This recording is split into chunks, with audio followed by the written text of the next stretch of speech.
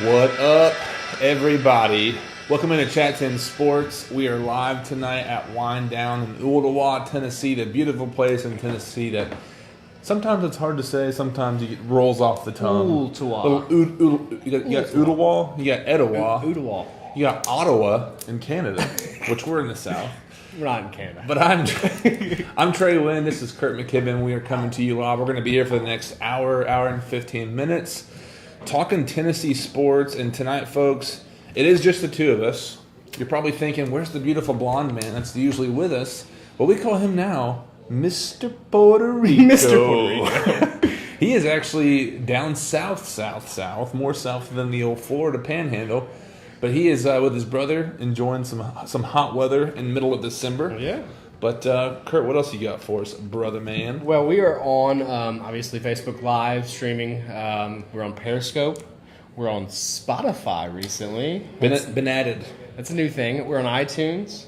We are. The Twitter, of course, we're a sports media outlet. We're on Twitter. But the main thing is if you go to Chat 10 Sports, you will be able to find all of our outlets at that point in time, as well as any articles we may have written in the past shows maybe. Yep. But just give it a look-see if you happen to be lucky enough to be listening to us right now.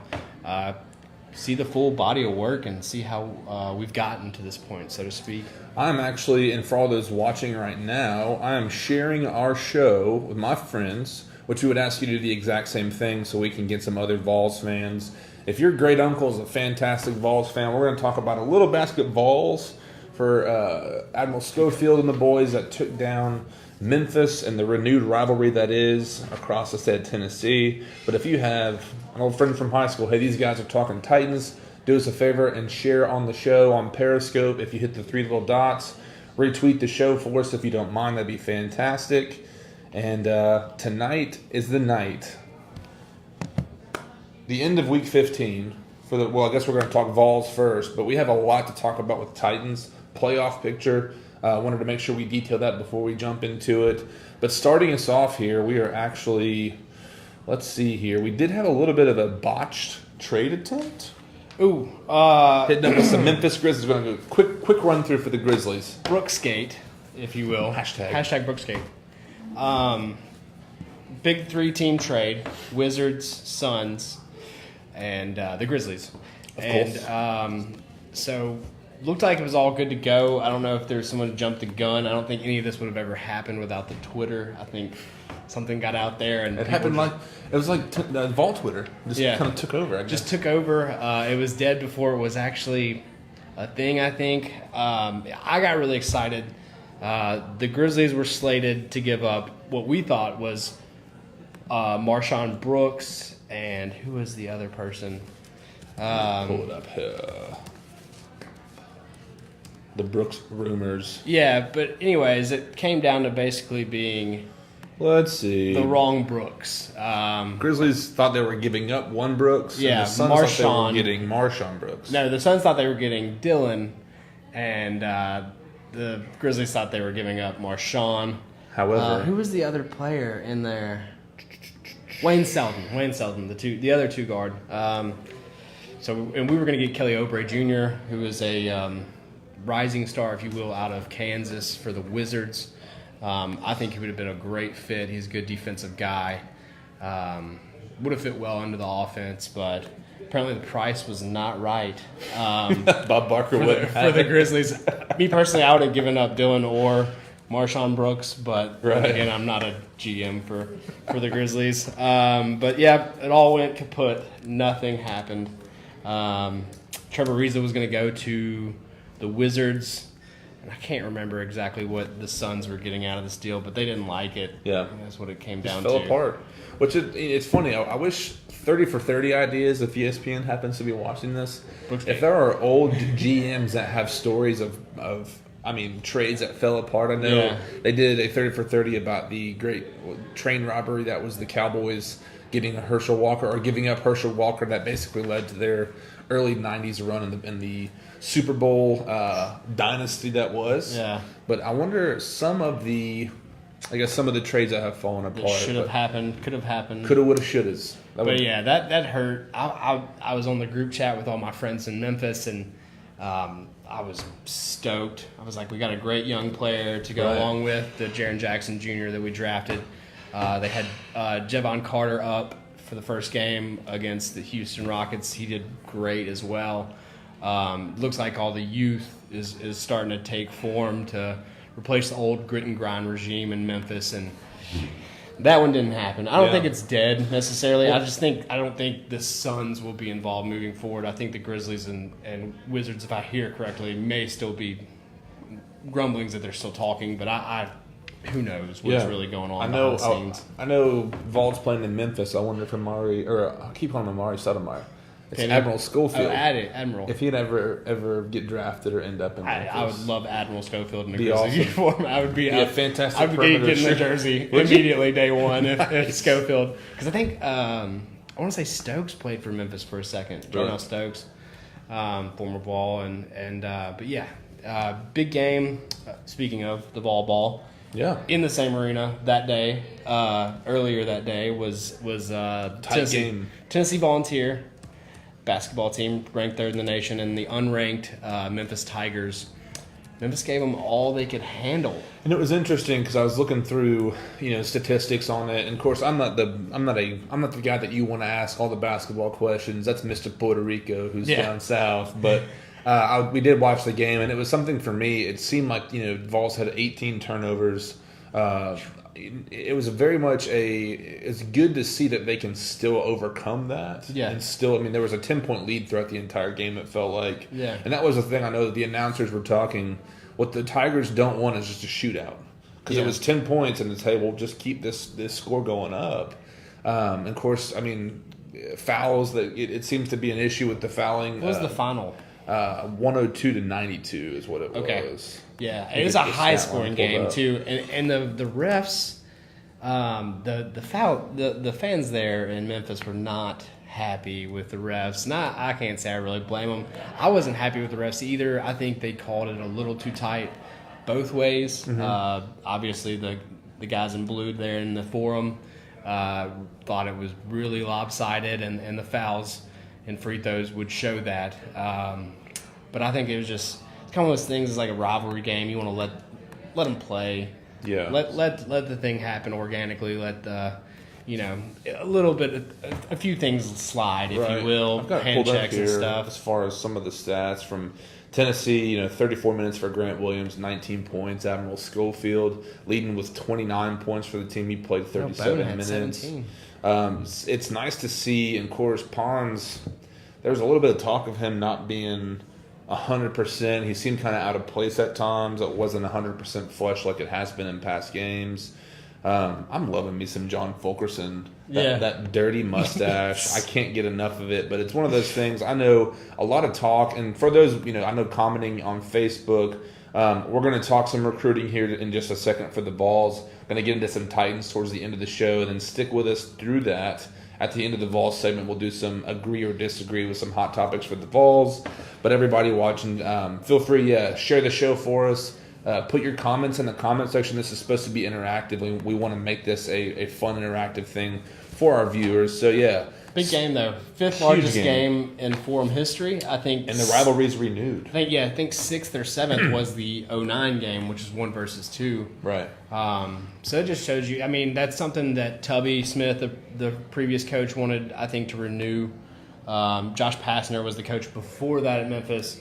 He was out on the the cross-state rivalry there, but I think that's something everyone wants to see up and running again. I would love to see it in football as well. Memphis has had a stellar program the past few years. I would love to have a good out-of-conference game, but still have some serious meaning to it. Yeah, and of course, end of the game, Penny Hardaway, in the presser was trying to, I don't know what happened. As far as the end of the game, he was saying that some Tennessee players were coming over with fists balled, ready to fight and talking noise. But it's one of those things, it doesn't match up with what the film shows. Yeah. Saying that, I forget who his player was, but, this player doesn't talk smack. And so, he defended himself by saying something that seemed a little bit There's some bad blood Mixing. there, man. For sure. There was no question about it. The Davenport guy, I think, scored at one point 16 straight for Memphis. I mean, he was unconscious. He's been kind of hot lately. I've actually watched a good bit of Memphis basketball. Being from Memphis, it's just a better place to be when the Grizzlies and the Tigers are better at basketball than worse. Yeah.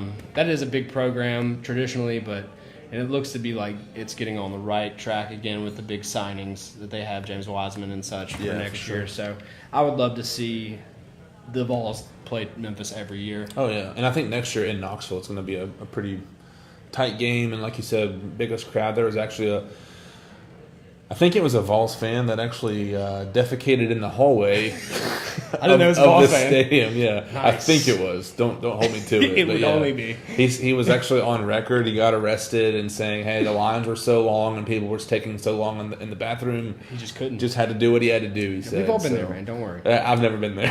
For the record, for anyone who might be watching this, No, it's okay. in case I run for office in the future.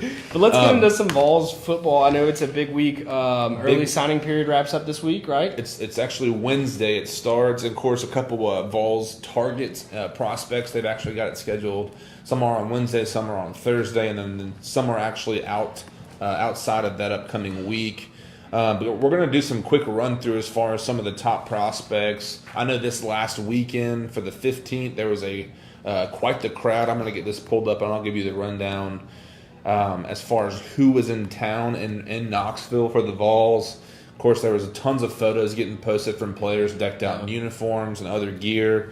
But this last weekend, Noah Kane of IMG Academy in Florida, Gerard Means, Brian Maurer, who has been a huge advocate for the Vols, Roman Harris out of Georgia, defensive end, who's already committed but has not signed yet. Of course, Ramel Keaton, Jackson Lowe, tight end, Aaron Beasley, and the name that I've gotten a lot of, that has a lot of interest right now is a Mississippi State commit in Javonte Payton, wide receiver, 6'2", 182, 3-star. Rob Niedermeyer, the tight ends coach for the Vols, he is potentially, with some of these guys we'll see after Wednesday, but could potentially be one of the recruiters of the year because he is. A lot of these guys are saying, "Hey, we have some hard decisions to make after the weekend that we had." Jalen Ellis, who's currently soft commit to Baylor. Nick, I'm trying to Figueroa. Figueroa, defensive end out of number one JUCO. Large man. Yeah, huge guy, 6'5", 270. But yeah, a lot of guys in Knoxville this last weekend, and of course some families we're with and friends. So there's a ton going on as far as Vols recruiting right now. Darnell Wright would be huge. Darnell Wright is the one guy who's a 5-star offensive tackle. He's physically huge. Yeah. But would also be a huge sign. 6'6", 320 from West Virginia. Number one offensive tackle in the nation. Correct. Right now, 24/7 Sports has him crystal ball prediction as 80% for the Vols, which is fantastic for the Vols who were struggling last year to protect Jaron Cantano, get their running game going as well. Speaking of the running game, it seems like the flip of that the kid out of Lausanne. Eric Gray, who we talked about in the past, really a heck of an athlete, super good. Your boy from lateral Memphis. quickness, yeah, man. Yeah. Looks like all signs are pointing towards him fully committing to the Vols. Hopefully, is he one of the guys that's going to hopefully make his decision this week? He will be on Thursday. Yeah, Okay. So he's scheduled to be on Thursday after the 19th. So I'm sure. If I'm a recruit, first off, I don't want to be bunched into a schedule on ESPN or some other outlet to fit in for a 15-minute time frame. I know a lot of people do crazy, rent out this and get limos and all that stuff. If I'm that kid, I want to have a kind of a separate, quiet, maybe a little thing, or he could have a huge thing. Who knows? But it's one of those things. Yeah, he'll be on Thursday this week, so keep an eye out for that. And obviously, we'll all be talking through that. But Javonte Payton, receiver, actually out of Nashville, has soft committed to Mississippi State. He was one I know Austin Price for VolQuest was talking this morning on 104.5 The Zone in Nashville with those guys, saying he could be a guy that jumps from Mississippi State commitment. Currently, he has a 67% chance through the crystal ball prediction to go with the Vols. And of course, the question is, I know a lot of people are keeping a close eye on what does it look like for the Vols without an offensive coordinator. to get some of the offensive talent because again you got some offensive linemen in here. Darnell Wright, and of course, I want to say his name right. Wanye Morris. Make sure we're not stepping on his toes there. Even some defensive guys. Jalen McCullough, they're supposed to be scheduled to announce this week. Tyus Fields, Jackson Lampley out of NBA, an offensive guard. But as far as skill positions, I know Ramel Keaton is one of our receivers who's been there for a while. I'm not concerned by any means to say that there's a connection between the offensive coordinator signing and not getting those guys because, frankly, I think the Vols have so many areas to improve. It's just a matter of getting those bodies in. And not just bodies, but they're getting talented players. Currently, the Vols do have the number 16. Again, according to 24/7 Sports, they have the number 16 overall recruiting class. It's kind of one of those things. It's like when you saw James Wiseman out of Memphis East, it was like at one point in time the number 1 overall basketball recruit, signed with hometown Memphis. It just like when you get a big name in, it makes people that are still on the fence think, right? And you want that. And I think if you get these kids, I say kids, they're huge, but anyways. Get them into Knoxville, show them Neyland. Oh, yeah. Show them the bones of Neyland. Show them, the athletic facilities, kind of what they would be up against at other schools.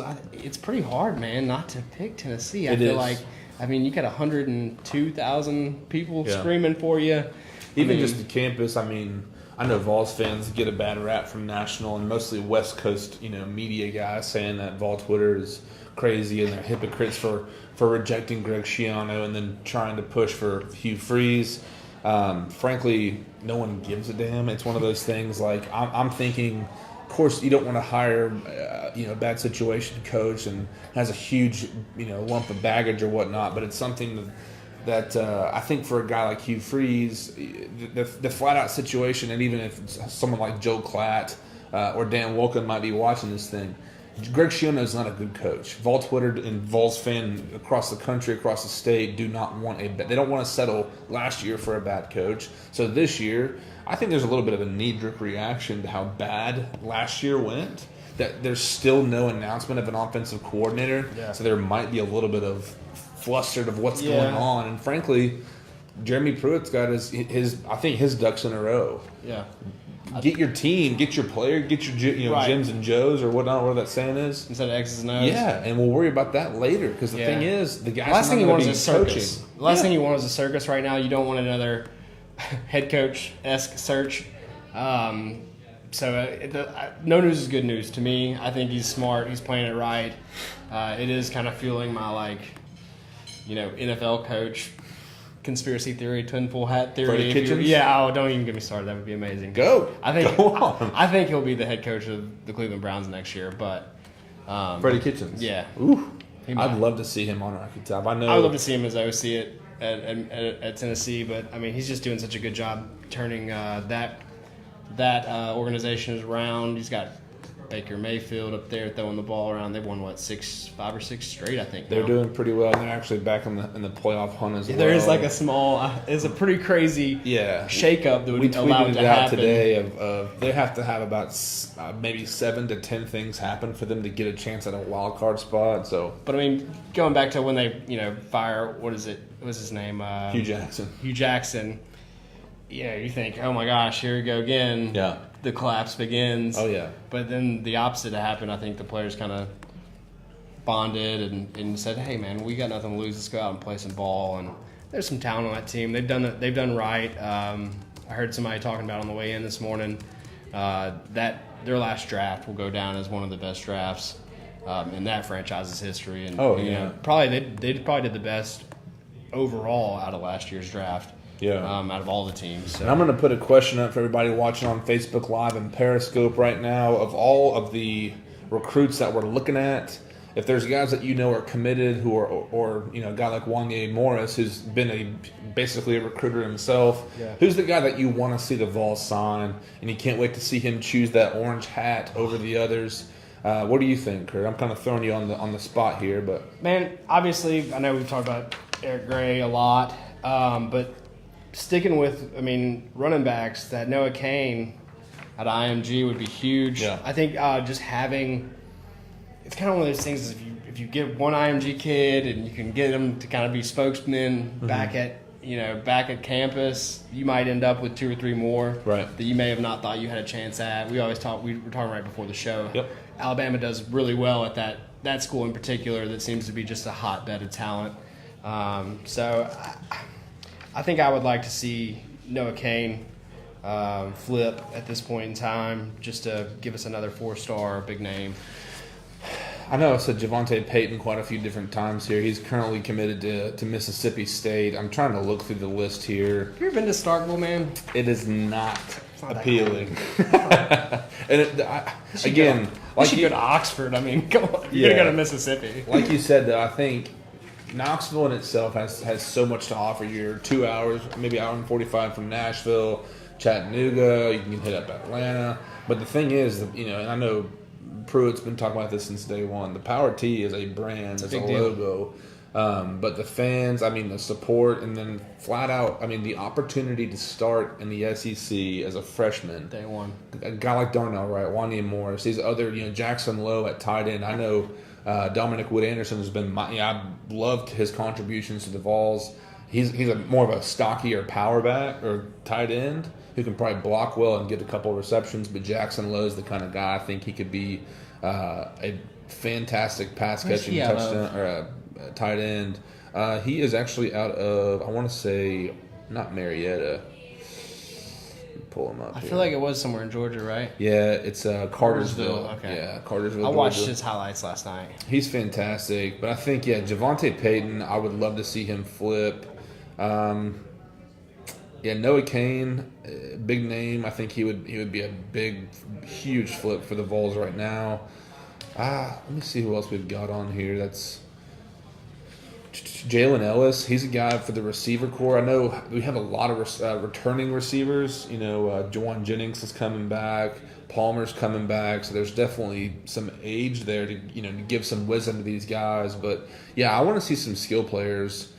Just for the sake of our, if our offensive line is bumped up and improved and our running game can go, then it's not just a heave it up and let Juwan Jennings or Jordan Palmer grab it out of the sky kind of a thing. Let's have some slant routes with some speedier. Yeah. And the thing is, you don't see a ton of huge backs. Javonte Payton, 6'2", 182. Jalen Ellis is 6 foot 187, so not the kind of guys like a Juwan Jennings or even a Jordan Palmer who's going to be a big guy, big receiver, big physical receiver, which I think could be good for them to mix it up on the offensive side of the ball. But I'll go with Javonte Payton / Jalen Ellis for my the name I want to see pop up. So we'll see. We'll be watching it closely come Wednesday, Thursday this week, sure, just to see. It is just, early commit time, but I think we've talked about it here, but also at work. We have a lot of Vols fans there. Oh, yeah. And Phil was just such a big body guy. Like, he cared more about the guys up front.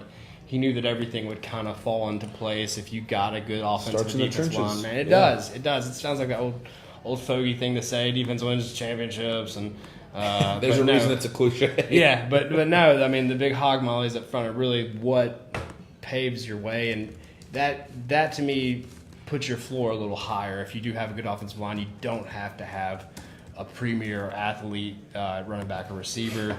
Your quarterback's got plenty of time to make the right decision. Right. And the running back has plenty of room to run. There's a guy that I know, he's a JUCO, Savion Williams, I want to say. He recently, I think back in the summertime, gave his commitment. Man, there's so many names right here right now. I know.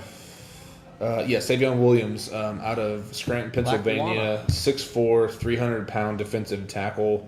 It is about beefing up the trenches. Yeah. I think that's the first priority. And again, talking about OC search, it's something I've kind of put it on the back burner. I know a lot of fans are just saying, I'm over it. Yeah, I'm over it for right now. And I've got to see it in the way of Alabama does not have to have a top-tier home run of a offensive coordinator, that at least the name. If it's something that everybody wants to get in, the next big head coach, I think Jeremy Pruitt's looking at it in a way of saying, let's get the talent in here.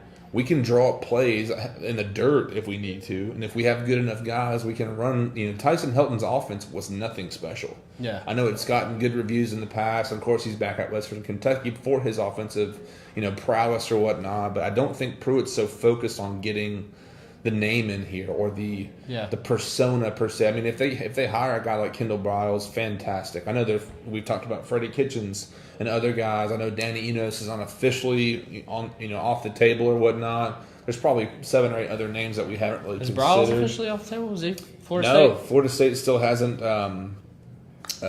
signed him, and I know they've had some in-house the Title IX issues that they've had in the past. It's also something of what Willie Taggart wants versus the administration there. So I know even for Pruitt, I know there's people might say it's not. There's no administration, and Randy Boyd for the Vols, interim president there, is saying this is Coach Jeremy Pruitt and AD Phil Fulmer's decision flat out. So I'm in the belief that they've given him the keys to the Ferrari and let him. He's been at a successful program for Alabama, for Florida State, and for Georgia. I mean, they've had success whenever he's there. Let him prove us wrong for a minute. Yeah. Let him have an opportunity, but not that we're going to dig, into the OC coaching search for a ton here. But let's hit it with the agree or disagree. We'll go ahead and do the Vols portion. Okay. And everybody who's new to the show right now, I know there's some viewers on Periscope and on Facebook. If you are new to our show, we actually do a segment called Agree or Disagree, where we put up in the comments a hot take that Vols fans are talking about or we've thought of. So something that we want to agree or disagree with you about, and you can debate us, tell us that we're terrible, but agree or disagree with this first one here. Jeremy Pruitt will have a top 10 recruiting class in 2019. That's this year. That is this week. Or I guess this starts this week. I'm going to agree, man. I mean, he's already off to a heck of a start. You hear a lot of buzz, like we've been talking about, people flipping. Yeah. I think the play now selling tactic is pretty large. It plays pretty well for him, along with what you said, the power T. I mean, I think for sure, top 10. I think right around 10 is what I've heard a lot. I'm going to agree with your points, but I think I'm going to disagree with the overall question as far as, if he'll have a top 10. I think the, Georgia, Alabama, and they actually have a calculator on 24/7 Sports through Rivals that you can actually add Darnell Wright and other players that if we do flip some of these guys, cool. Which it does take us up into that range, right. But I'm concerned that the crowd around us will be jumping up as well with some of their, it's just tough, signings. Man. Kirby's down there just killing it. As competitive as it is in the South to recruit in the South, I know Pruitt said, hey, we want to get the state of Tennessee back for us to be, and for Vanderbilt and even for Memphis to not have a place to recruit in the state. It's one of those things that, Ken Rader comes in. I appreciate your comment there, just saying around 15, maybe. Top 15, yeah. So that's something, too, that we'll see, and it's going to be a fun day. I mean, honestly, 15 or higher, sign me up, dude. Jeremy Pruitt's first full year on the trail. Also, we didn't have a stellar year last year, 5-7. Yeah. I mean, I'll take it. But they're making the improvements, even if it's a top 10 or top 15 class. They're making the improvements in the places that we need to. Yeah. And big bodies, Jackson Lampley coming in from NBA. I mean, I don't have to have, straight up. And if you look at Alabama's recruiting classes in the past, they've had, I know Georgia's was like monumental last year. They had 3 or 4 5-star guys. But if the good chunk of your class is 4-star guys, that's a big win. And I think there's the talent this year to help us establish in 2020 that we could bring in. I know the names that we're seeing, are highly favored to be in the orange and white next year. Darnell Wright, Quavaris Crouch, Eric Gray, and the guys Levante Payton, Jalen Ellis, other guys that could, Noah Kane could flip. So it's just a matter of getting that on the top. And again, we've talked about Rob Niedermeyer. If he is able to do what he has, committed to do for the Vols in recruiting, I think he could be the recruiter of the year for getting notable and honors, getting high honors there. But he actually had an opportunity to coach. He's from Alaska, so he actually had an opportunity to coach in the Midwest somewhere. I forget where it was. Turned it down, which would have been more money for him, but turned it down to stay in Knoxville because I think he's committed to building what the Vols are building. What you can't coach 250, 6'5", whatever. Mm-hmm. But what you can do is turn that 6'5", 250 into a more solid muscular build. And I think that's what getting the big bodies on campus and getting them the right training regimen under the right direction is just, it's half the battle. And the Vols, in the SEC especially. The Vols have, I know we make fun of Butch Jones for the smoothies and the shakes and everything, but I mean, Coach Fitz, like strength and conditioning, I mean, he's one of the best in the country. We were afraid that he might go to Maryland, right? Oh yeah, he might go to Maryland with Loxley from Alabama. Don't know if that's officially, that door's closed, but it's something that we'll see. But yeah, Tennessee has the equipment, the resources, the facilities to get us back on track here. But moving on to our second point here. Vols will not announce an OC until after Christmas. That is the agree or disagree, which we're putting I'm going to agree with that one as well, man. I think what's the point? If they haven't done it at this point in time, what's the rush? Right. You do have to give times for other seasons to wind down, whether it be NFL or other college teams that may be still bowling. High school, I think, is wrapped up. We did talk about the OC possibility. I forget the guy's name that. Who's that? That Jerry Pruitt has ties with is still a high school coach. Was he a Hoover guy? Rush Probst. Yeah, he was at Hoover, and he actually just lost the state championship in Georgia for Colquitt County. Yeah, no, I that was something too. I mean, the speculation of they want to coach through the bowl games or whatever it is. They want to finish out the NFL regular season. There's so many rumors flying. Fact is, we don't know a thing. Yeah, no one knows anything. But my thing is, I think Pruitt is so tunnel vision, focused on this recruiting class. I don't think it really matters to him right now. And if it's Christmas, if it's past New Year's, I agree it probably won't be until after Christmas. Yeah. Especially through the holiday. I mean, he's not going to be, I don't know, Pruitt might be the kind of guy who's visiting recruits and maybe interviewing OCs on Christmas Eve or something. Who knows? I doubt it. I hope not. We love you, Coach Pruitt, but go see your family on Christmas Eve. Jeez. Herb Gooney coming in. Rush Probst was our guy, and then Ken Rader saying after Christmas, probably even after the first of the year. I would not be mad about it because, again, I'm not focused on it being – it has to be a home run guy. I think Tyson Helton – honestly, I think had Tyson Helton had the talent around Derrick Garantano and the offensive line and their ability to block, I think he would have done a lot better. I don't think he was forced out. It kind of worked out for both sides to go to Western Kentucky, but I don't think he's waiting for the home run guy, and I respect and trust Coach Pruitt for his ability to be in control of the situation, or at least it feels like. But number 3 here for the Vols, agree or disagree segment. With a solid offensive line around him, Derrick Garantano could be one of the best quarterbacks in the country in 2019. That is a hot take. I don't know.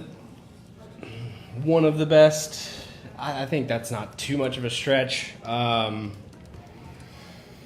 to be tough with a new playbook yet again.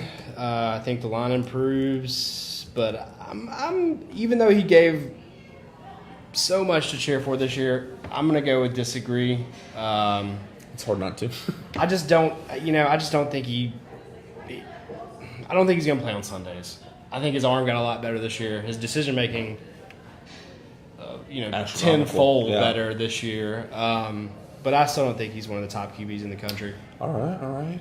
Seth Taylor coming in saying SEC, not country, and TJ Strayhorn, excuse me if I'm mispronouncing that there, saying SEC. He'll be one of the top quarterbacks in the SEC for sure. I mean, Tua is going to be around for a while to take the title. Of course, Jake Fromm, Justin Fields at Georgia. And, of course, there's always that hidden gem at some Mississippi or Mississippi State that could, even South Carolina. You got Jimbo up there in Texas A&M. Oh, yeah. Just he'll be working what he's going to come up with. I'm going to disagree for the sake of the point, but I do think, again, you don't know what he can be. And if it's a game-managing quarterback that just does enough to get the running game going. Yeah.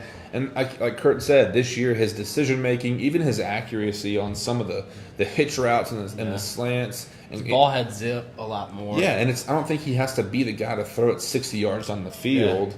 Yeah. Every single play. It'd be great to have the opportunity. We talked about prior to the show, and just to throw it out here for our viewers, JT Shroud.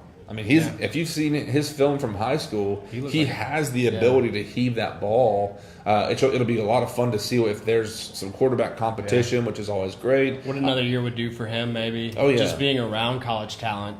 For sure. Under the tutelage of Mr. Pruitt, who knows, man? I just want to see some competition. Honestly, I think that's what fuels a great play is having to earn your job each and every week, and I feel like Pruitt's that guy. I think on Periscope here, got a couple comments. I'm going to try and say his name correctly. Osvet? I haven't heard this name. Honestly, I haven't looked into it, but thoughts on Osvet as OC. And we were talking, Brooks Jones comes in and helps us out as far as Corral at Ole Miss. Could be a quarterback to jump in. Let me pull up some information on. There's a lot of Russian stuff going on here. But Joe Osvet, yeah. Hopefully I'm saying that correctly. He's currently he looks exactly like someone with that last name. Looks like Gru. He looks like he's trying to give you a glass of vodka. Been on staff at Tennessee in 18 with Jeremy Pruitt. I honestly don't know a ton about him. Yeah. I don't think Pruitt's going for a guy in the program right now. And if he's currently on staff, wouldn't he have already announced it? Why wouldn't Will Friend be that guy if Osvet's being considered as OC? We've talked about. I think Freddie Kitchens is the guy that could be in the mix for the Browns head coaching job. Oh man, I would love it. But there's also, let's just kind of stoke the fire here and let's see what the candidates are looking like right now, because I know there's been plenty of talk. And as of even, let's see, man, the last posted name or date here was on the November 28th. So it's been a week or two since there's been a lot. Drinkwich is out there, if I'm saying his name correctly. There's some like Russian spies on these OC candidate jobs, but talk about having a NCAA guy in house. And that's the thing too. I don't know if Pruitt's so much focused on getting the home run hire guy, but MC Warrior for life coming on saying Osvet as an RPO genius. Hey, that's the future. It's man. 2018, baby. We got to keep up with the times. I think, and there's not a ton to talk about. I think my guy, if I could get my way. I know we put a poll about rush probes, which got 70%. I think we had like 300 or 400 votes on it, but 70% of people said no, thank you. But if I had my way, Freddie Kitchens would be my guy. So not to hound that topic there. Let's move on from the amateurs. Let's see what the Titans are looking like. Okay, the amateurs. That's just disrespectful. But everybody watching here, we're going to move to our Titans segment.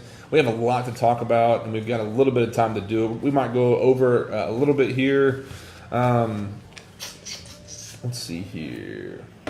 Actually, before we do that, Herb Gooney comes on and says, how would you rank Morris and Wright if both compared to Trey Smith freshman year in expectations? I think you've got the potential of having your bookend tackles.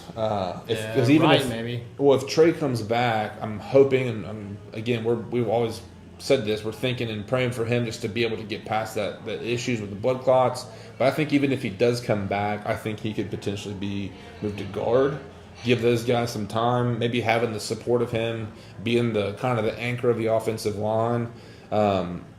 Why not? I mean, they're filmed for those two guys. If you've seen at some of their clinics, at some of the other, even state championship footage, man, it's been it's insane.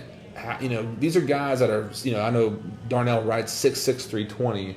Taylor Lewan, 6'7", 315 pounds right now. These guys are coming out of high school. At that size. It's unreal. I know they're not 100% developed, and of course NFL players are, significantly stronger, but I mean, if they're able to compete, and I think spring training and the spring game will be a big tell, because they're both of them, both of those guys are coming in and rolling early. So time will tell. I'd be all for it, but again, I think there's a lot to happen in the springtime.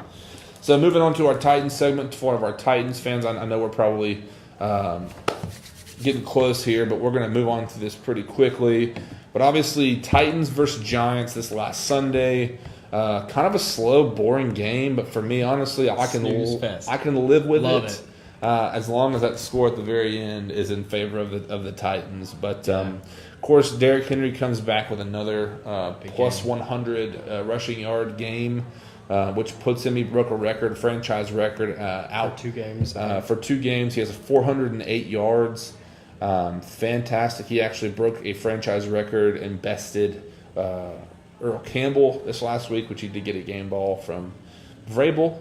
But I think the underlying, kind of the unsung heroes, if you will, is the defense. Defense held Saquon Barkley to 14 carries for 31 yards. Yeah. He was like giving me nightmares prior to the game, just wondering. I was waiting for him to break one run, but what do you think about the defense's efforts against the Giants? Well, they kept saying leading up to the game, he wasn't going to get tackled by one person. That was the mindset. They swarm to the ball, tackle by number, and that's how you shut down what was really their only viable option. OBJ was out. At that end, it was just pouring rain. And I don't think anyone anticipated. I know last week we talked to Teron Davenport, ESPN writer for the Titans right now, and he was saying, I don't think the elements or the cold weather is going to be at no one MetLife. showed up at MetLife. Yeah. I don't blame them. That weather was awful. Yeah. I don't know. I wouldn't have really wanted to be at that game either. But the defense has been the hero all year. I don't care who you ask. The first month, it seemed like they were the belle of the ball. We won 2 games against the Texans and the Jags that we should have lost, and they kept us in it. We scored a few points to win, but this last week, I know Kevin Byard had a pick. The Giants were driving down the field towards the end. They were trying to maintain the shutout. Logan Ryan, Kevin Byard, and Kamale Correa all three had sacks, and then Kamale Correa actually strip sacked Eli Manning, and Jurrell Casey picked that up. But last week shut out the Giants. A week before that held the Jags to 9 points.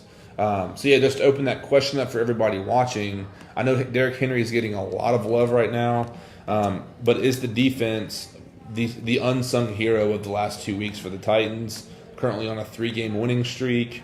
Yeah, it's what they need. I think on that article, Slow and Steady, the Tennessee Way, I talked about the commitment to the run game and how the Titans have fared.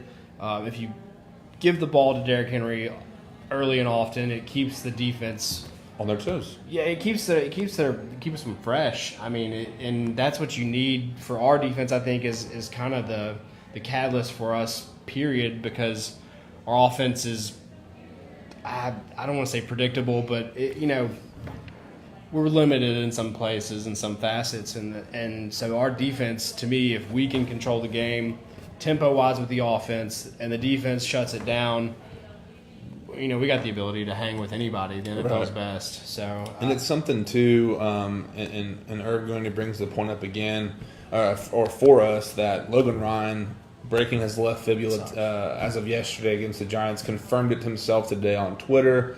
The question is, who steps up? Who's the guy that's going to fill the slot gap? Because he's been fantastic for the defense. Yeah. Let's Adoree and Malcolm Butler stay outside where they're good. I know LaShawn Sims is there. Is it Sims time? We've been talking about all season. I know there's even talk about them bringing somebody in as a potential off the couch or practice squad guy to maybe back up LaShawn Sims, but I think it is now or never for LaShawn Sims. To me, he's been a little bit of a concern, at least in pass coverage. I think he could be effective. I know Kendrick Lewis was playing a little bit of safety. Almost had a pick. Kenny Vaccaro is actually out with a concussion as well, so he's in the protocol for this week. But can we talk about Kenny Vaccaro for a second? I'm sorry. He's laying the wood. I love him, man. Yeah. He like the physicality, the attitude. I think there was a play that was circulating around, was the reverse end, which was from behind the defense, where you see it come out wide, and he and Rashad Evans basically shows at the time where he lost his helmet. Mm-hmm. I mean, just the sheer determination that I am tackling that person, and just when he gets a hold of you, you feel it. I mean, he ended up with the concussion in the game, but he's rang plenty of bells so far this year, and he's been huge shutting down the run ever since we've gotten him back. I feel like forget running against the Titans with him in. And it's crazy. I know Brooks Jones comes and says it's unbelievable he was available in August. I know.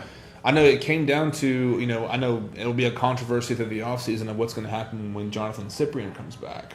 Because Kevin Byard ain't going nowhere. No. I don't know if it's something I want to say I'd like Vaccaro to stay because the aggression that he brings to the defense, and I mean he's a hard hitter, but at the same time he's probably missed more time on the defensive side of the ball than any other player. Yeah, he had a shoulder injury, or maybe it was an elbow injury, but now he's got the concussion, so he might have to throw it in first gear a little bit and just kind of play the role, because I know Rashawn Evans is coming up into his own. Every single week I feel like he gets better and better. Yeah. Jalen Brown in the passing game has just been unreal. He's been great. I really liked what I started seeing out of Sharif Finch, the undrafted rookie.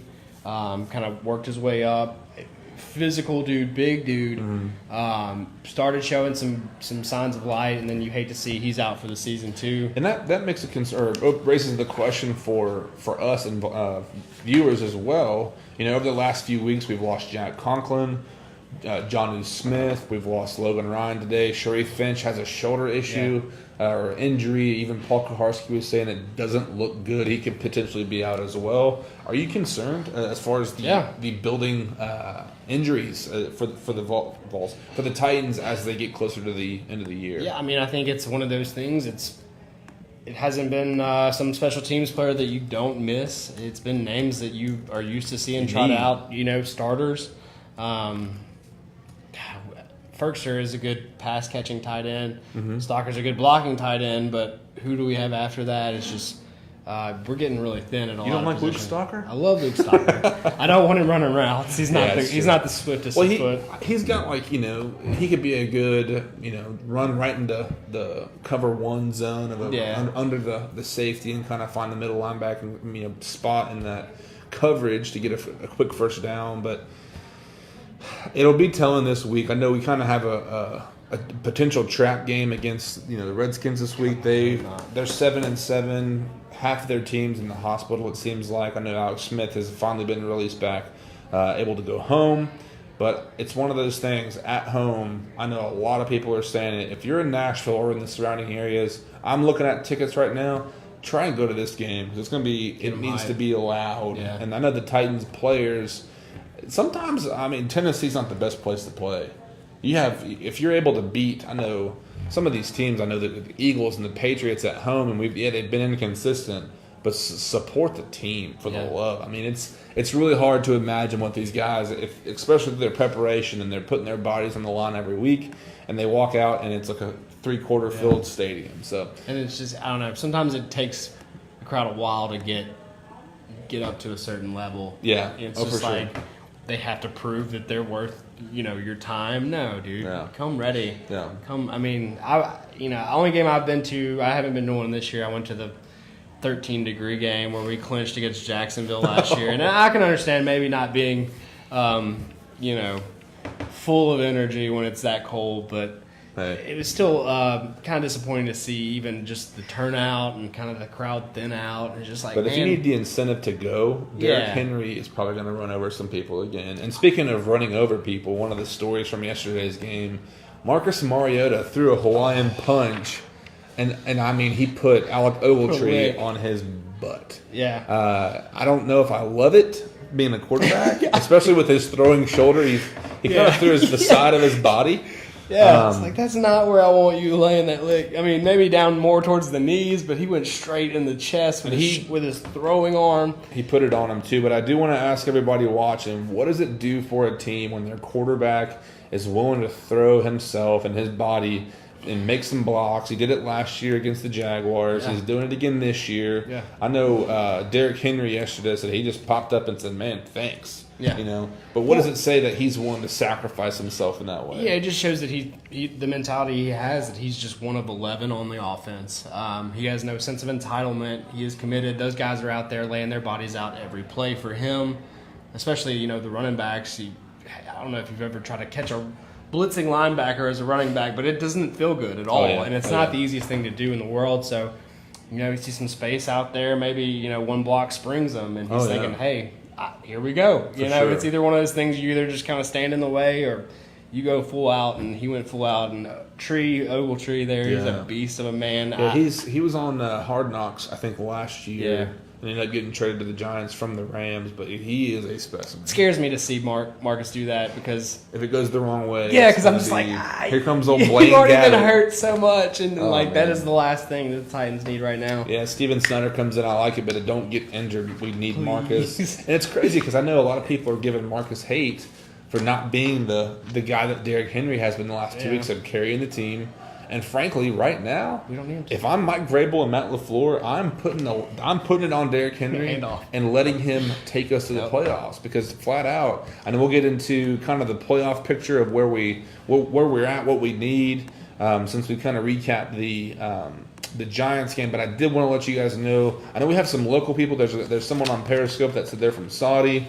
Brooks Jones, we're saying we need to get some Chattanooga to Nashville caravans for the games to watch these parties. Says I don't know if I can afford the Colts game at this point. It is. I think nosebleeds are like $90 right now. So best of luck with that. But for all those who are local, we are actually at Wine Down in Ottawa right now. This is a fantastic venue for packed. We walked in right now. We were having to shuffle around some of the tables. I had so many people, but Mondays are half-off wine nights. They've got fantastic food right behind this wall where we're sitting is the kitchen. I'm telling you, Sunday morning brunch is fantastic. They have a lunch menu, dinner menu. If you want to bring your girlfriend, wife, anybody to a hot date, come to Wine Down here in Ottawa. Yeah. They've been here, fantastic people. Great staff. Yeah, they're incredible. They've been super helpful for us. I mean, it's something too. But if you're local, make it a plan. Check them out at winedownbar.com. They're on Facebook, Twitter, everywhere as well. They put up some real food. So check them out. But we're going to move on to our AFC playoff picture segment. And if anyone calls themselves a Titans fan, you have to have it locked in right now. We almost have formulas made out here. We have so many percentage signs and we need like a chalkboard or a pin board with like yarn between like the possibilities. But this is when it gets down to being a kind of a fun, nerve-wracking, bite the nails that you have left off your fingers. But guys, we're sitting here currently right now, the division leaders for the AFC. Kansas City, of course, in first place, 11-3. Houston's in the second place spot, second seed, 10-4. New England's in 3 spot, 9-5. Pittsburgh's 8-5-1. Wild card spots number 1. Chargers are 11-3. They have clinched that spot, so there's no way that they're going to move. If they happen to beat or the Chargers were to lose this weekend, if the Chiefs are potentially going to lose, they could slide to that first spot. And then the last spot, number 6, is to the Ravens, who are currently 8-6. And from there, Colts, Titans, Fins, Browns. And like we said, the Browns have quite the mountain to climb. But right now, and there's a slim chance. But if anybody's watching it, and I don't know if anyone noticed this, check this out towards the bottom, but the unlikely scenario, the Titans still have a chance to make the second seed spot. So awesome. And there are 5 different things that have to happen, which I'm gonna download with you here. I'm actually gonna put this up in the chat so you can look at it and see it with us here as well. But of course, first and foremost, the Titans have to win out. All you can control is your games, and so winning out is the only way, I feel like, at this point. The Texans have to lose both games. Yep. Which is possible. The Eagles are not. I don't know if you've known this, but they won the Super Bowl last year. They haven't looked great this year. Jaguars, what do they have to lose? Yep. I think they just got a chip on their shoulder. I feel like. I think they're done. I think they're done too. But like, what? That is their Super Bowl is to put the Texans. I don't know. I don't think they would ever want to do anything to help the Titans, but. Please, Jags, just one. I think put Bortles back in, let him go off like he did against the Patriots in week 3 or whatever it was. But Steelers have to lose to the Saints and the Bengals. Ravens have to lose to the Chargers Jeff Driscoll, and the Browns. Right? Yeah, he's playing for the Bengals right now. And then of course Ravens have to lose to the Chargers or the Browns. Patriots have to lose to the Bills or the Jets. Which right now, I know, and we were all biting our nails yesterday watching the Patriots take on the Steelers. They did not get it done. It would have helped the Titans and probably the Ravens so much as well.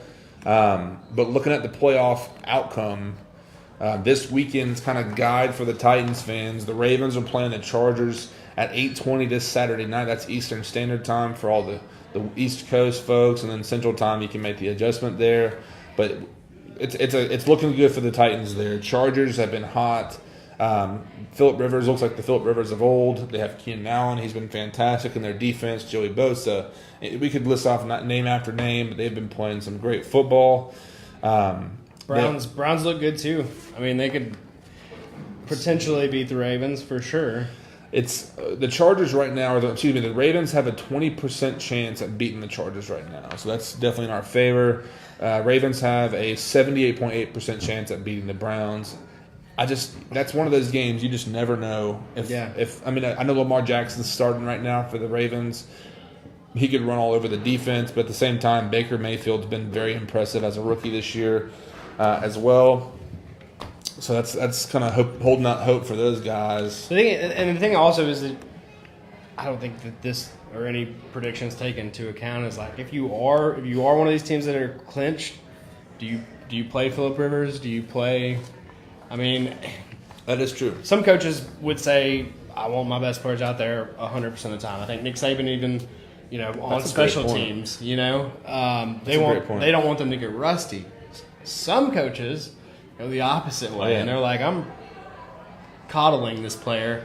I don't want any risk. I don't even want him out there with first team and throw the red jersey on him. I don't want him getting touched. And that could be, like you were saying, the Jaguars game for the Texans, their Week 17 matchup. Do you sit Deshaun Watson? Do you sit DeAndre Hopkins? I know because they have to lose both for us to get the division right. Yeah, so Texans have to lose to the Eagles and the Jaguars. If they lose one of the two and we beat Indianapolis, then I think we still get the wild card. Yeah, the most likely outcome, because we're looking at Steelers have an 85% chance to beat the Bengals. They're going to most likely lose to the Saints this week. So that's kind of beneficial. Chargers versus Ravens, that helps us out tremendously.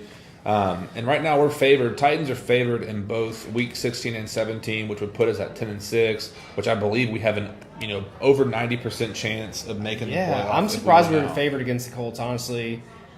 Cowboys, come on. Yeah, what? We just needed one game. Playoff defense, they get shut out, right? I mean, just that Colts defense has come a long way this season, too. That's somebody I really don't want any part of, but nothing like wrapping up the season on a good division rivalry. And one that with a lot of meaning to it if both teams win this week. Yeah, Titans are 0-10. They're 0 on playing Andrew Luck. So if we can get at home, and like we've talked about, having a home game, I hope that comes down to that nail biter. How's there even been 10 games against Andrew Luck? He's been hurt literally half of his career. True. We did beat him last year, but that was our one thing. Let's move on to agree or disagree here since we're right at the 8 o'clock spot. Everybody, again, this is agree or disagree. We're going to throw out a hot take about the Titans. You tell us if you agree or disagree. We'll read your comments and call you out, or you can call us out and say we're bogus. But first and foremost, agree or disagree. The Eagles and the Jaguars will get the Titans to the second seed in the playoff in the AFC. Excuse me. Was that who the Texans have? That is, I believe, I hope it's who the Texans have. If not, we are going back to the drawing board. Yeah, Eagles and Jaguars are. If they both beat the Texans, that puts and if, of course the Titans win against the Colts, that puts us as a 10-6 team in the second seed spot against for the second overall spot in the AFC. I think I'm going to disagree. I do think the Eagles are totally capable of it, but I think Jacksonville was ready for the season to be over. They got more problems. 6 games ago, I think they were ready to be like, all right, can we just, I don't know, Can we phone it in? I mean, they did phone it in, but can they just literally not show up the rest of the season? That's what I think most of the players are feeling, and I'm sure the fans are too, especially with all the hype they got last year, Jacksonville. And Malik Jackson was saying 16-0 for the Jaguars this year. Tad off. Oh, man. Yeah, TJ Strayhorn comes in, disagrees. That's a tall task, man. It's going to be one of those things that it'll have to be a situation in which they sit Deshaun Watson. They sit DeAndre Hopkins for some reason. They're trying to run the ball and get it going that way. But I'm going to disagree. I think that is, I know our friend of the show, John Reed from Fox Sports Knoxville, put it up on Twitter. He said, don't come at me because you're all morons. Just get it going, make it happen. But I'd love to see it happen. I think it would be great if we could. I don't know if it would give us home field advantage, but just to be able to. Yeah. I mean, I'm looking forward most to beating the Colts. Yeah. Than necessarily just getting into the playoffs. Because obviously it's one and the same, but I just want us to go and I want Derrick Henry to run all over that defense. We'd still be tied for the best division. I think it'd be a 3-way tie for record division at that point between us, the Texans, and the Colts. If I'm not mistaken, if we win. Yeah, it'd be 10-6 for the Jags. For the Texans, we would be in second place spot. But I think since we have it's a tiebreaker, since we have the first game, they have the second game. Yeah. Then I think it would defer to points, like point per game percentage. It's not good for the Titans. Yeah, I don't know. We win when there's not much scoring. Yeah. Second agree or disagree. Marcus Mariota still hasn't done enough to earn a contract extension. What do you think? You always put me on the spot about Marcus. Well, you got a love-hate relationship with Marcus. And it's been mostly hate early on, and it's slowly... Love the guy, right? Yeah. Love the guy. Throw the tomatoes at him, not me. Love the guy. How much of an extension are we talking here? I mean, it's going to be a $100 million contract. No. Probably 4 years. I mean, that's the average for NFL quarterbacks. No, and it's the first big contract, right? Maybe a fat 2-year deal, but like a long-term deal, I don't think. I think that he would probably reject it too. I think anything less than 4 years would probably be my thing is insulting. If he goes somewhere else, what are they going to give him? Is someone else going to sign him to a 4 or 5 year deal? I don't think so. Oh my! Is there any franchise right now that's desperate enough to put all their eggs in Mariota's basket? Look at Jacksonville. They'd pay the mob for a quarterback right now. Yeah, I think Eli's going to go down there with Coughlin. Did you see Eli yesterday? I'm not saying Eli's any good. I'm just saying. I think there's awful. a couple people in line to go down there next year. Point being, yeah, there's probably a team that would pay Marcus, but I disagree to the point for the sake of I hope they don't give him the extension yet. I think you go down the franchise tag for next year. Yeah. Play him out 1 year, or I think he's covered through next year. Yeah. Give him a franchise tag. I still believe, and I'm hoping, this is all kind of fingers crossed talk here, but got a lot of disagrees. One disagree on Periscope for Brooks Jones, saying disagree completely. He's sold on Mariota. TJ Strayhorn, he agrees with the point. Herb Goney, no way, he has not done enough. He has an incentive contract. It's got to be a franchise tag situation for Marcus. Yeah. Obviously, for the sake of you just pay Taylor Lewan. I want him to be good enough to get a contract extension. Let me say that. I think you don't want to go back to the drawing board for a quarterback. There is no going back to the drawing board, and that's what I talked about in that article. That was before the Henry blowout. Yeah. And just him finally showing what he's worth is like. You were right in that article. Yeah. Yeah. I think it's too late to get off the train. I mean, you've got to play it out at this point to see what you've really got there with Marcus and with Derrick Henry. Well, I think the fact that we don't want to see anybody injured, but I think the Conklin injury and putting Kelly at right tackle has been a good thing. Kelly scored really high. I think the highest. He did great. He consistently does well. I think his footwork is a little bit better than Jack Conklin's. I know they've talked about moving him to right guard, and he's adamant to the press. I think Paul Kaharski is asking the pointed question: what if they moved you to guard? Yeah. And he said, "I am a tackle." Yeah, and he does. He plays well at the tackle position. But my thing is for Marcus, I don't think he's had. Taylor Taylor had a huge drop yesterday. Yeah. This whole season, there's been plagued with drops. So it's one of those things. I'm definitely a Marcus Mariota guy. I want to see us get a big name receiver in to help him a little bit. Help Corey Davis out in the off season. I think Corey Davis has come far enough for me this season. I've seen the flashes of brilliance, and I know that he has what it takes. Yeah.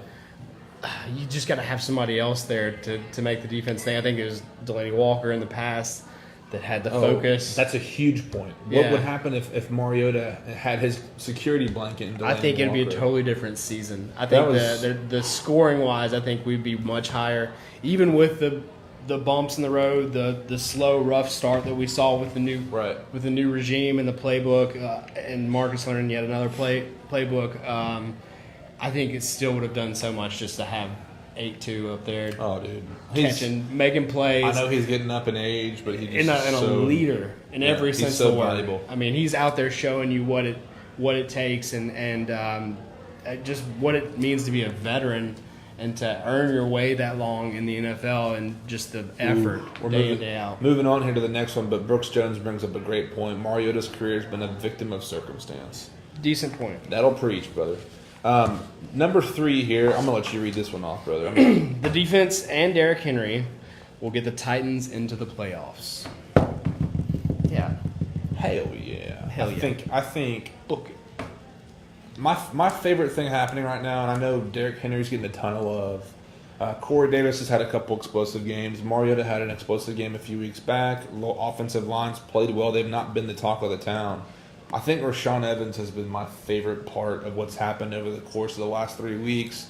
Beat the Jets, and he had, a fantastic game there. Jaguars, he had a goal line tackle to force a turnover on downs. That was right before the 99-yard run. Yep. Right. And yesterday, he had a play where he shot, I think, the B gap and took down Saquon Barkley in such a way that Barkley could not make a move laterally to maneuver around. He was on him that quick. Oh, dude, he was on him it just shows the hesitation, the overthinking is maybe done with for this year for Rashaan. Mm-hmm. And he's a big draft pick for us. He's kind of one of those things we've seen. Ride or die with that guy. Yeah, man. I want to see what he's got. I'm agreeing, man. I think if as long as we don't go chasing waterfalls, as long as we stick to the rivers and the lakes that we're used to with the run game and pounding defense, man, that's what I love to see. I think, honestly, Mose, you saw the defense with the remember the Titans celebration? I was like, feel good. I was like, gosh, yes. I've been,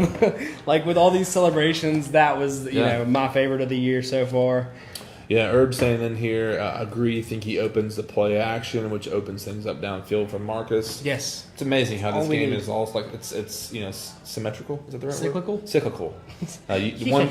One does well, the others benefit as well. Yeah. Brooks Jones coming in again, saying agree.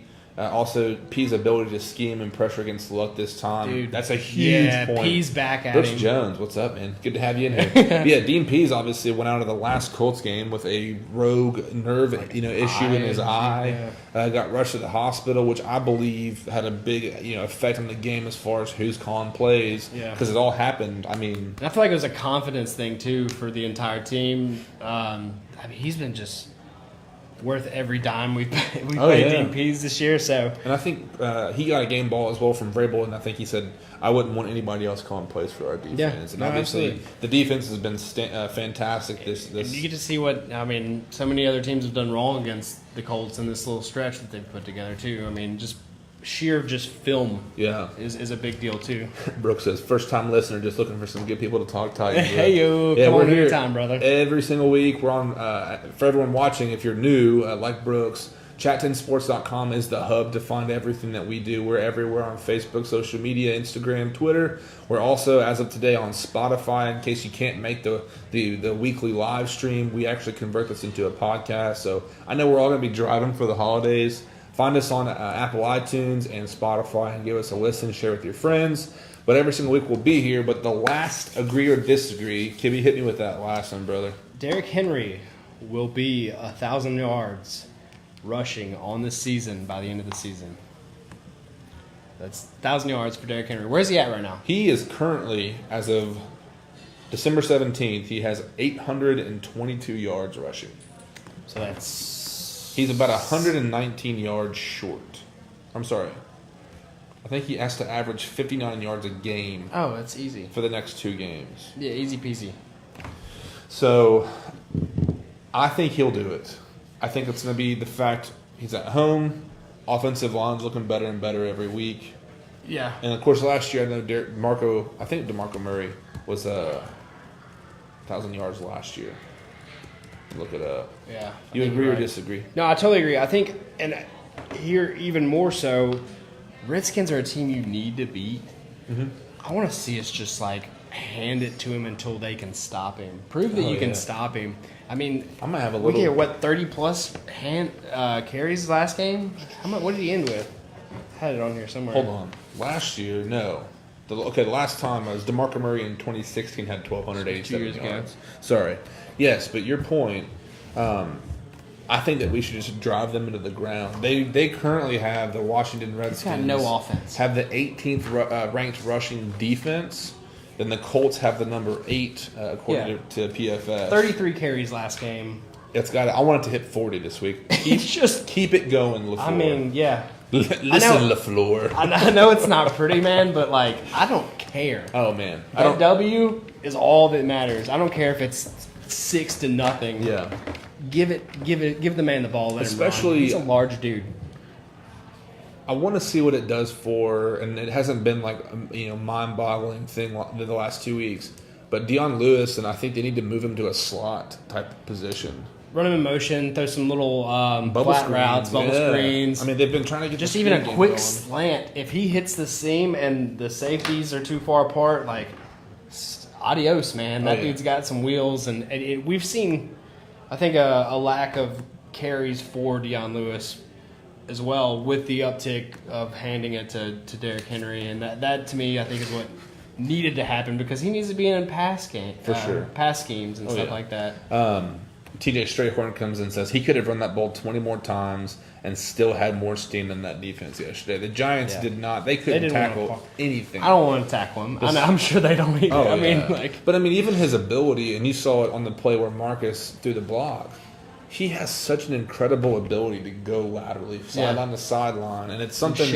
And he keeps he almost looks awkward running the ball because his shoulders stay north and south, even when he is making lateral cuts. Yeah. And we used to always, he does run pretty up high, and that's nerve-wracking. But you got to think with his height, the length of his stiff arm, his 99 rated stiff arm. Oh, yeah. And it's got to be hard just to get your body into his body as a defender. I mean, yeah, dude. He's been a huge bright spot for me. What I wanted to see the whole time. Yeah. I think, too, like you were saying, his ability to, and even on the 99-yard run play, his ability to maintain forward progress while stiff-arming somebody and not losing that. Keep the legs churning, man. Unreal. I think, too, I know Michael Pruitt was one of the 3rd or 4th string tight ends. I think he was actually brought in probably a month ago now, but his block on that play was he put Tobin Smith. He drove him about 15, almost 20 yards blocking him upfield. And it was awesome to see there. But everybody, we've reached the end of our show here. Again, I do want to give the promotion for Wind Down here in Ooltewah. It's at Cambridge Square for those that are local. If you're in Nashville, Knoxville, Atlanta, you're passing through Chattanooga and you want to say, hey, what do we need to eat tonight? Find Wind Down. Awesome drinks. They've got high-gravity beers, delicious cocktails. They've got, and every Monday night they do half-off wine nights, and don't forget about brunch. If you need to recover and get some food in your belly, come on down here. They've got a crazy good burger, a sunrise burger. They got chicken and waffles. Can't go wrong with that. Can't go wrong. They've also got my wife's favorite, their truffle fries. Ooh. It's an experience, but everybody come see them. I know we're new in the area. We're new to this whole bubble, but find us on chat10sports.com. Find us on Facebook, Instagram, and be a part of the community. And I know, like Brooks said here, he's looking for some people to talk Titans with.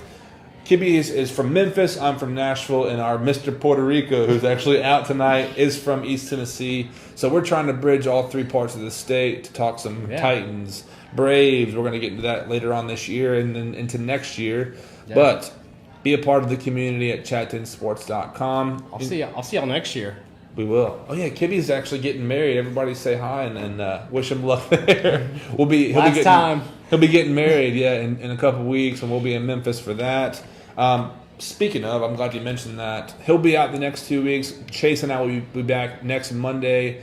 Next Monday's Christmas Eve. So we're probably looking at Thursday. Me and Chase might jump back on here. And say hey to you guys to prepare for the Week 17 game against the Colts. And then we'll see if we'll have an OC for the Vols, if the Predators, I know the Predators are playing tonight. And, of course, Braves just got done with winter meetings. That you can find this guy's latest post about the update for the Braves winter meetings. And then from there, since he'll be on his honeymoon We'll let you know next week. Live from Jamaica. Live from Jamaica. But again, thank you guys so much for joining us. Find us, like our page.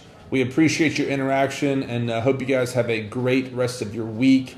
Have a happy holiday, and Merry Christmas to everyone.